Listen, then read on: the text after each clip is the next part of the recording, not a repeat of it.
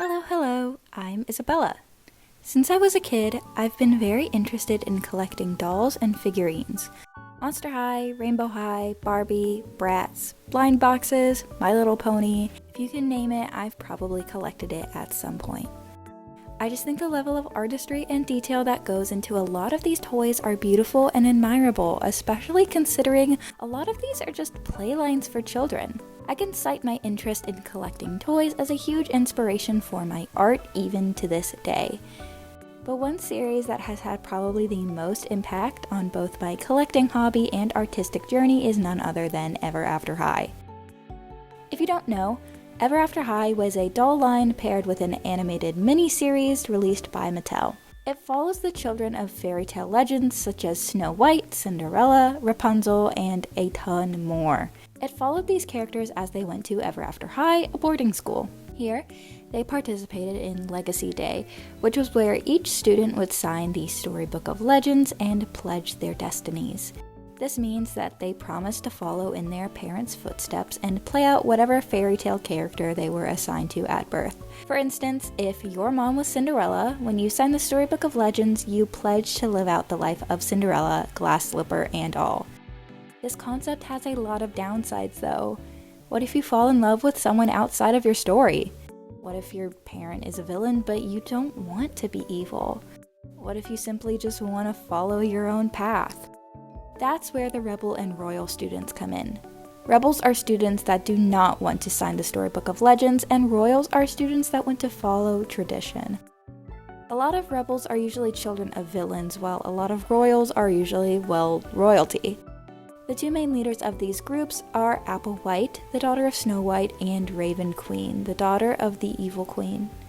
Raven does not want to be evil like her mother. She would never dream of poisoning her friend, but this greatly upsets Apple. Not only because she could lose her happily ever after, but because she could lose her loved ones or her own life in the process. This is because no one really knows what happens if you don't sign. Though it's believed that you and everyone else in your story will disappear, there's no real confirmation. Still, Raven's act of rebellion and defiance inspires a whole group of other characters. These two groups butt heads a lot, causing tension throughout the series.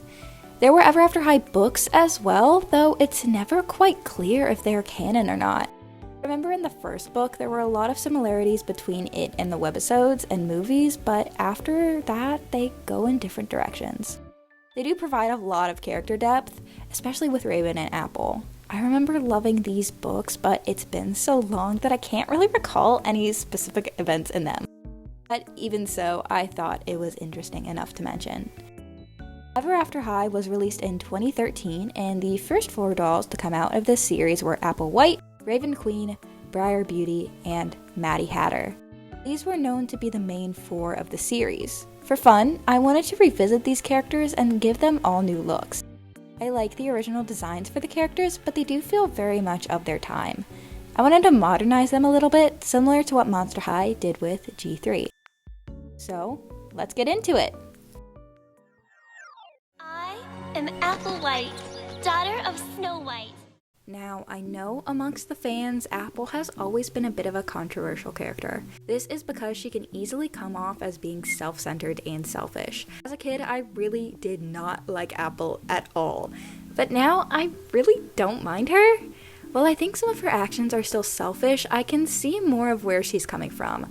A lot of her actions come from her fear of losing her future, her loved ones, and potentially even her own life. Keep in mind, she's still a teenager at this time. Like, all of these characters are in high school. Putting myself in her shoes, if I was 16, the threat of everything I know disappearing randomly would freak me out as well. Doesn't mean some of the ways she tried to get Raven to sign the Storybook of Legends were any less self-serving though. Overall, while she's still not a favorite of mine, I think she's pretty cute.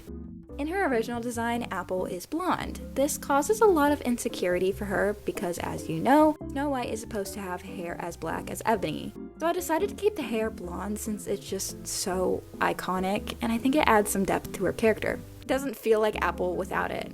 I kept the same basic color palette as well, using lots of golds and reds with green as a bit of an accent color.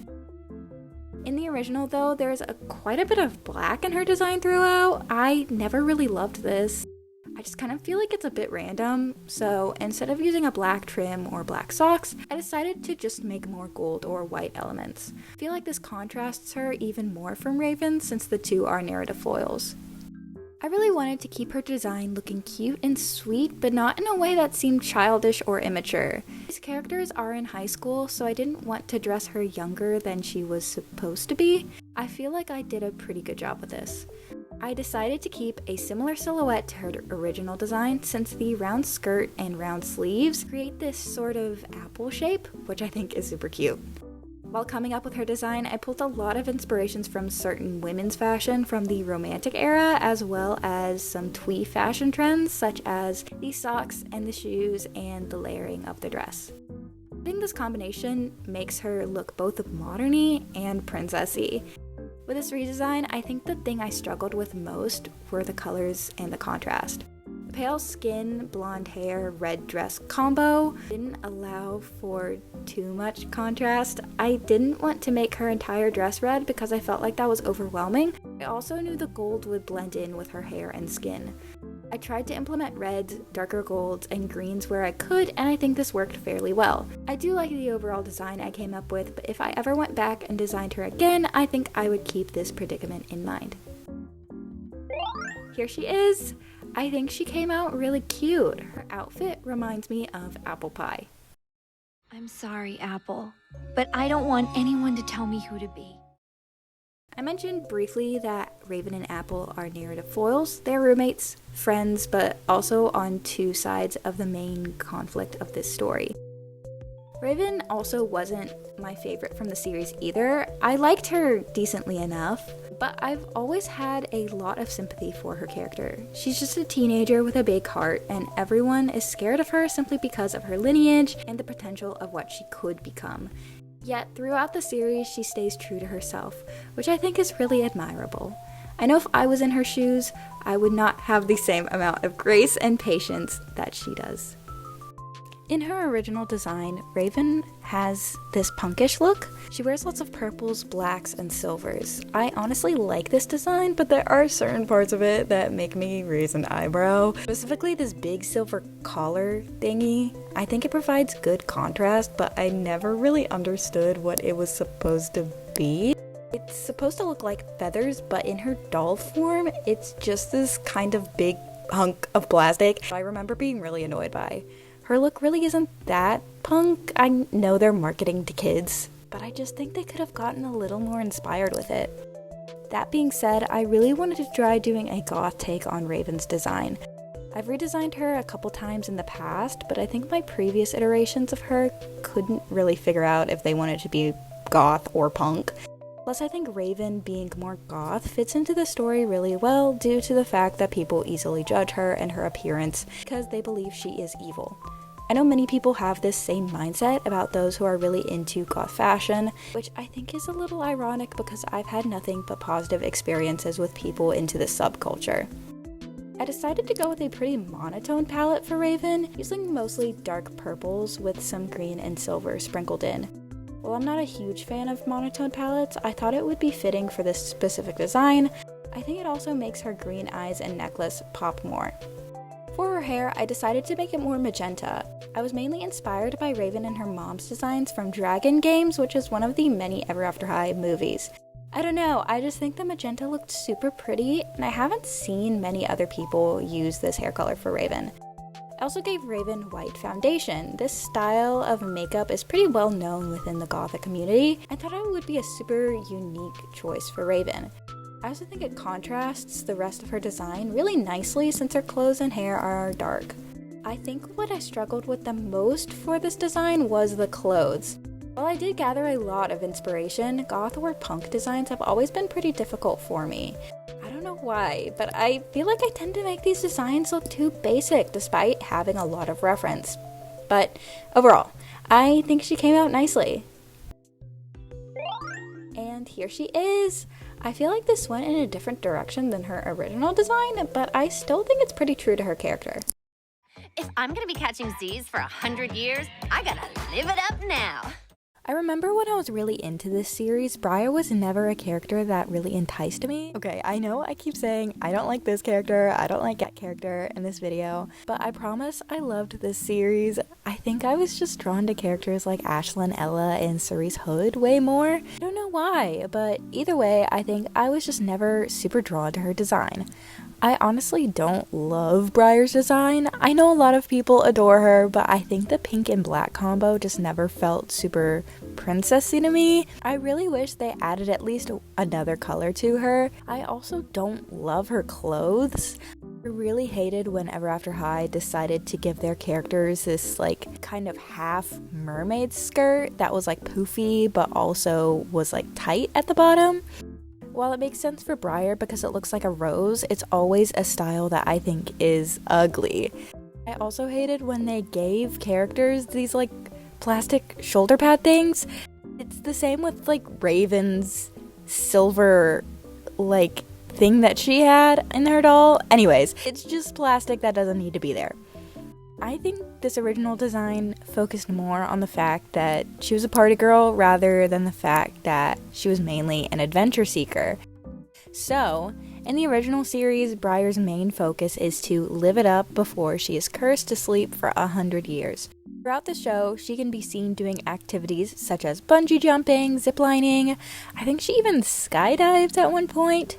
She has a very early 2010s YOLO mentality to her, which I honestly think is a smart character choice. Later in the series, Briar actually switches from being a royal to being a rebel because she doesn't want to follow her destiny and leave all of her friends behind. I remember really loving this character arc from her, and I think overall, she's a pretty well-written character. For my design, I really wanted to focus on making an outfit for her that was both comfortable and trendy. While it's not 100% confirmed in the series, she seems to struggle with narcolepsy, falling asleep at random times. Again, really interesting character choices with Briar. Honestly, it's kind of a shame I didn't like her as a kid. Anyways, I really wanted to make her look like she could just hop out of bed and go to a party. I also really wanted to incorporate more greens into her palette since I felt like this was a nice complementary color to her iconic hot pink attire. I decided to give her this cute and flowy two-piece set. I also wanted to make sure she had an outfit she could run and jump in since her original outfit isn't doing her any good in that regard. One piece I kept from her original design are her crown sunglasses. I think she calls them like crown glasses. She would put these on whenever she slept while still being a fashionable accessory. This was the kind of thoughtfulness I wanted to bring to the rest of her fit, so I decided they should stay. I also decided to give her a fanny pack since I know those are pretty trendy right now and are useful when you're as on the go and adventurous as she is.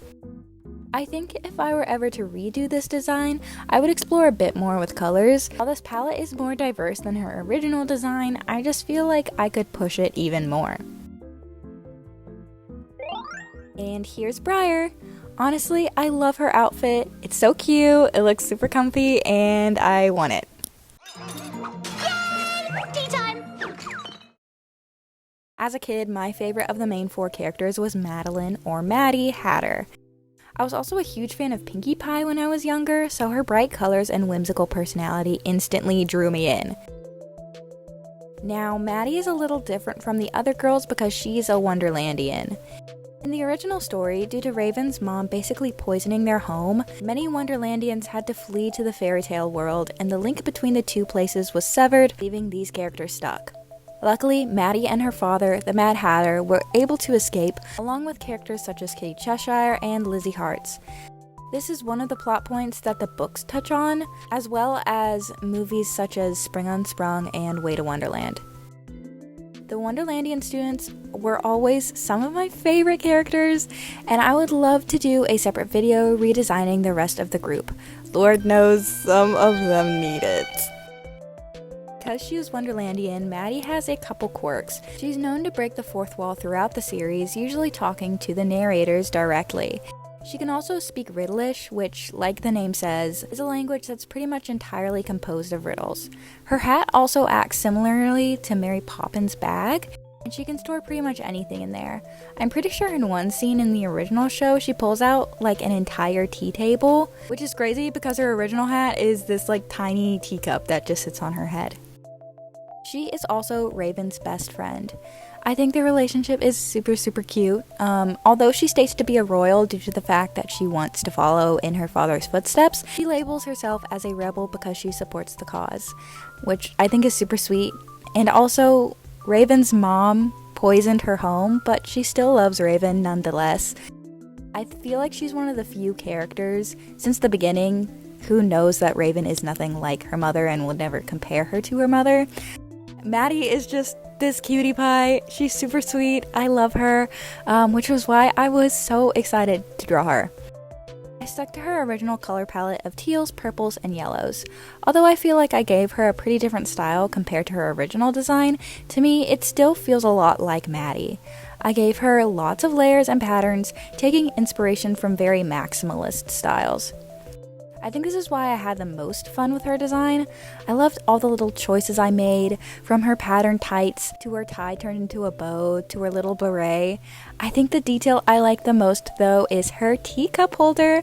I've seen a lot of these at arts and crafts shows and also Ren fairs. Though I have no use for them, I want one so badly. They are just so unique and adorable. When I realized I could give her one of these as an accessory, I was so excited, and I think it looks super cute. I feel like you can tell that she was my favorite to design. I think I was just able to let loose and go ham with whimsical elements, which made designing Maddie so exciting for me. And here's Maddie. I am so in love with this design. She's so stinking cute. Finally, here are all of the girls together. I had a lot of fun with these designs. It was really nostalgic to revisit a series that has had such an impact on both my childhood and my artistic journey. I'm pretty satisfied with how they all came out, but I really hope I did them justice. Please let me know who your favorite was from this video. Also, if you want to see any more Ever After High redesigns from me, please let me know. There are so many cool characters from this series, and I barely even touched on my favorite ones. I could genuinely make a whole collection of videos redesigning these guys. Anyways, thank you so much for sticking around and watching to the end of this video. It means so much to me. I have a lot of ideas for future redesigns and art videos, so if you want to follow along, don't forget to hit subscribe. Alright, that's everything. Thank you guys. See you next time. Bye-bye.